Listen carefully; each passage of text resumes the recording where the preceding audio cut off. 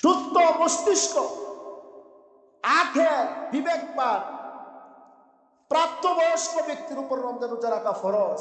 আমভাবে সকলের উপর ফরজ নয়। শিশুর উপর রমজান রোজা রাখা ফরজ নয়। যাদের 7 বছরের বয়সের নিচে, 7 বছর থেকে একটা মানুষের উপর তার শরীয়তের হুকুম হাকাম বর্ধিত হয়। 10 বছর যখন পার হয়ে যায়, শরীয়তের হুকুম যখন সে পালন না করে, তখন তাকে বলা হয়, আল্লাহ রাসূল বলছেন, বেদাঘাত করার জন্য। 10 বছর পর যদি পার হয়ে যায়, যদি কোনো মানুষ শরীয়তের হুকুম পালন না করে, তো সে গুনাহগার হবে। সেই জন্য আমভাবে রোজা সবার উপর ফরজ নয়। অসুস্থ ব্যক্তির ব্যাপারে আল্লাহ তাআলা এখানে রকসুত করেছেন, ছাড় দিয়েছেন।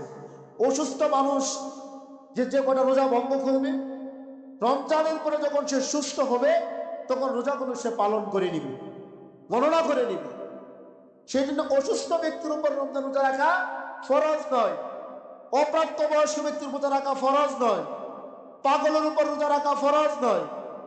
কিন্তু ধনী এবং গরিব, এখানে কোনো ভেদাভেদ থাকবে না।